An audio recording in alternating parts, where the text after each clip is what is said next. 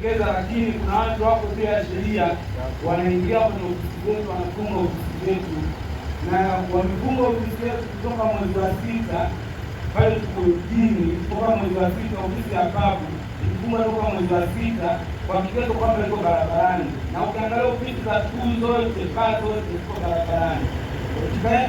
Wakatupa kigezo kwamba hatuna kibali cha download, tukaenda download tukapewa barua kwamba baa iko sehemu mbaya nini na nini, tukaja tukaenda tena kuomba, wakatupa jinsi ya kurekebisha. Tulikuwa tumejenga jiko nje lenye thamani ya shilingi milioni 8, tukafanya wakasema tubomoe ile jiko then tuhamishe njia, tukabomoa jiko tukahamisha njia, na tulipobomoa jiko na tukahamisha njia wakasema basi kwa ndio kwa nani, kwa mkuu wa wilaya, mkuu wa wilaya anaweza akawasaidia. Tunaenda kwa mkuu wa wilaya, mkuu wa wilaya akatutuma kule, alipotutuma kule wakatupajibu wakasema nyie kama nitaneni kwanza na mkuu wa wilaya wenu then ndio mje huku, sisi nyie hatuna shida, sisi hatuna shida na nyie, shida iko kwa mkuu wa wilaya wa kwenu. Tukasema sasa mbona tukienda kule anatuagiza huku? Umeona haitoshi. Mama Samia akipita na kuja kufanya kampeni siku mjini, sisi tumewekwa ndani, mheshimiwa, tumewekwa ndani, nyie mnapoondoka sisi ndio tumetolewa, na mpaka dakika hiyo itafunguliwa na hakuna chochote kinachoendelea. Na tukienda kuomba kwa mkuu wa wilaya anatupeleka TANROADS, na tukienda TANROADS wanatupeleka kwa mkuu wa wilaya, na hiyo ofisi ina kila kitu. Wamekuja kufunga siku ya uzinduzi, yaani siku ya kuzindua ndio wamekuja kufunga, na tulipoenda kuchukua yeye anadai kwamba sisi tulikuwa hatuna leseni, lakini siku tunaenda kuchukua leseni walituambia tuende siku kuchukua leseni siku ya uzinduzi, na tumeenda siku ya uzinduzi kuchukua leseni, wakasema nendeni kwa mkuu wa wilaya, mkuu wa wilaya na maagizo yote ya ofisi yetu. Nani kafunga? Nani kafunga? Hatuelewi, ila maagizo yanatoka kwa mkuu wa wilaya. TANROADS uko wapi?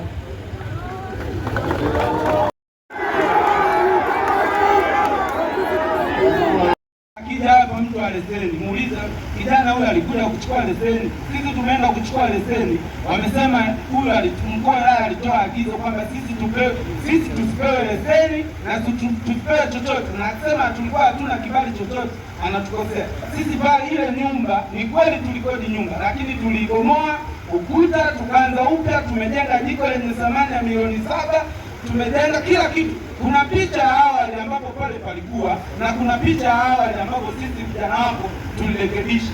Pamoja na wewe sisi pale mzee tulikuwa tuna wafanyakazi 122. Wengine wana degree, wengine wana kila kitu. Na akisema kwamba ipo juu ya mlima, wapo watu wote ni wenyeji, na hakuna mtu ambaye hili swala hapa alijui. Wote wanalijua, wote vijana wote wanalijua.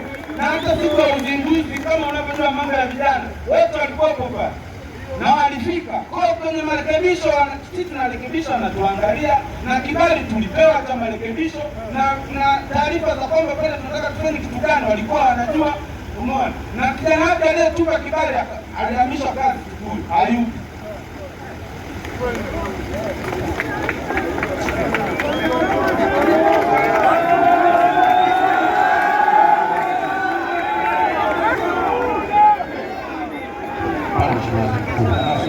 Chochote. Kwa hiyo nasema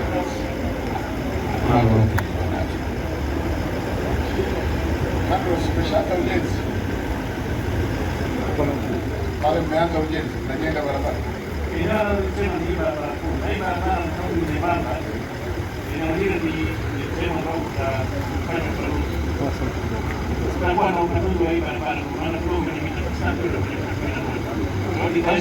sasa. Mbona mmefungia na vitu vyao ndani? Mbona mmefunga na kila kitu kiko ndani huko? Mkuu, hao walikuwa barua ya kusimamisha kwenye biashara ya baa pale. Kwa hiyo hakuna kitu kingine ambacho wamefungiwa. Mkuu wa wilaya, uko sahihi kabisa, maelezo yako yako sahihi kabisa, na maelezo ya TANROADS yako sahihi kabisa. Kosa linaingia wapi?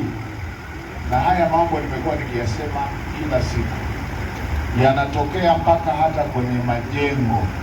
Wananchi wanajikusanya, kijiji kinajikusanya, kinajenga zahanati, wanaanza msingi, tofali la kwanza, la pili, wanafunga renta.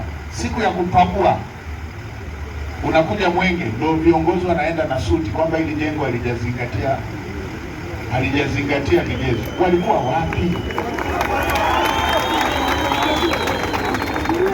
Sasa kama huyo ameshaingia mpaka gharama akatengeneza, ninyi mmeenda kumzuia siku ya kuzindua.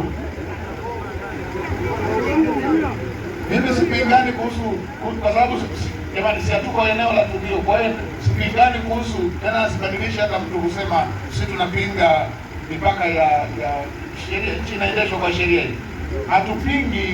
Hatupingani ni kwamba iko ndani ya barabara ama haiko ndani ya barabara. Hii nyumba ilikuwepo pale moja,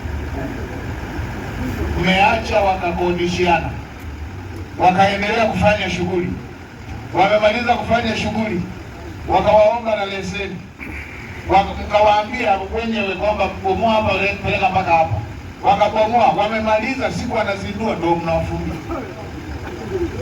Hapo ndio kosa lilipo.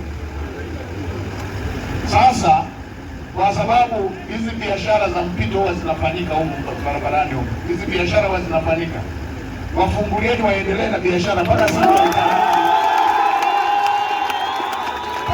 ya upanuzi wa barabara. Hii barabara si wote tunahitaji, barabara si wote tunahitaji, jamani, barabara si wote tunahitaji. Watakapokuwa wanapanua barabara, ndugu zetu watapisha barabara, watapisha barabara. Nafanya hivi kwa sababu msiwabebeshe wananchi makosa ya serikali. Viongozi wa serikali, msiwabebeshe wananchi makosa ya serikali. Ninyi mnapokosea na ninyi mkubali. Hawa watu wote hapa mko hapa, mtu anajenga tofali la kwanza, la pili, la tatu, anakamilisha, anapaka na rangi. Siku amemaliza kupaka rangi ndio mnamwambia tusifanye.